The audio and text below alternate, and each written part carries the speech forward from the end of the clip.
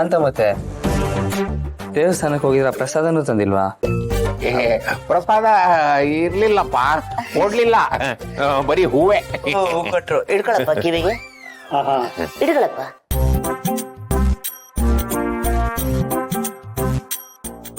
ನೀವು ಒಂದಿನ ಗಾಡಿ ಕಿವಿ ಮೇಲೆ ಹೂವು ಇಟ್ಕೋಬೇಕು ಅಂತ ಆಸೆ ಪಡ್ತಿದ್ರಾ?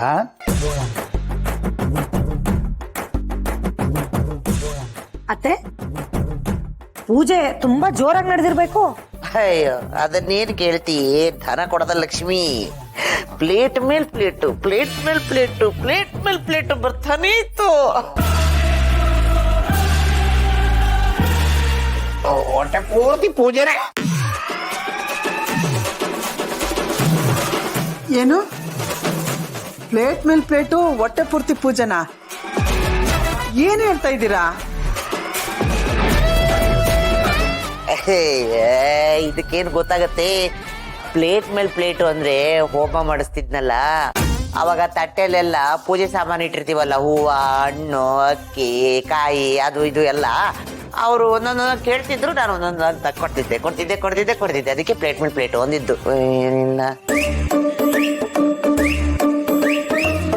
ಮತ್ತೆ ಅವ್ರ ಹೊಟ್ಟೆ ತುಂಬಾ ಪೂಜೆ ಅಂತ ಹೇಳಿದ್ರು.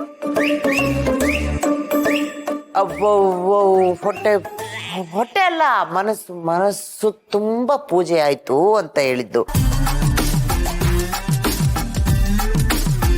ಈ ಮನೆಗೆ ಒಳ್ಳೇದಾಗ್ಲಿ, ಈ ಮನೆಯಲ್ಲಿರುವ ಪ್ರತಿಯೊಬ್ಬರು ನೆಮ್ಮದಿ ಶಾಂತಿಯಿಂದ ಬದುಕಲಿ ಅಂತ ನಾನು ಪೂಜೆ ಮಾಡಿಸ್ಕೊಂಡ್ ಬಂದಿದ್ದೀನಿ. ಹೌದೌದು, ಎಲ್ಲ ಒಳ್ಳೇದೇ ಆಗ್ತಾ ಇದೆ. ಸರಿ, ಅಡ್ಗೆ ಆಗಿದೆ, ಎಲ್ಲ ಊಟ ಮಾಡ್ಕೊಳ್ಳಿ ಬನ್ನಿ. ಮತ್ತೆ ಊಟ? ಮತ್ತೆ ಅಂದ್ರೆ ಲೇ ಧನ, ಅದು ಮತ್ತೆ ಅಲ್ಲ, ನಾನು ನಿನ್ನ ಅತ್ತೆ. ಶ್ರಾವಣಿ ಮೇಡಮ್ ಅವರಿಗೆ ವಿಶಾಲವಾದ ಅಕ್ಸಿ ಅತ್ತೆ. ಈ ಅತ್ತೆ ಅಂದ್ರು ಇವತ್ತು ಊಟ ಮಾಡಬಾರ್ದು. ಅದರಲ್ಲೂ ನಾನು ಮತ್ತೆ ಭಾವ ಇಬ್ರು ಊಟನೇ ಮಾಡಬಾರ್ದು. ಯಾಕೆಂದ್ರೆ ಈ ಮನೆಯಲ್ಲಿರೋರೆ ಹೆಸರು ಮೇಲೆ ಪೂಜೆ ಮಾಡಿಸ್ಕೊಂಡ್ ಬಂದಿವಲ್ಲ, ನಾವು ತಿನ್ನಂಗಿಲ್ಲಪ್ಪ. ಉಪವಾಸ ಮಾಡ್ಬೇಕು. ಅಂತ ಮತ್ತೆ ಈಗ ಅಡುಗೆ ರೆಡಿ ಇದೆ. ನೀವೇನೋ ಉಪವಾಸ ಮಾಡಿದ್ರಾ? ಇವಾಗ ನಾವು ತಿಂದಿರೋದಕ್ಕಾಗುತ್ತಾ?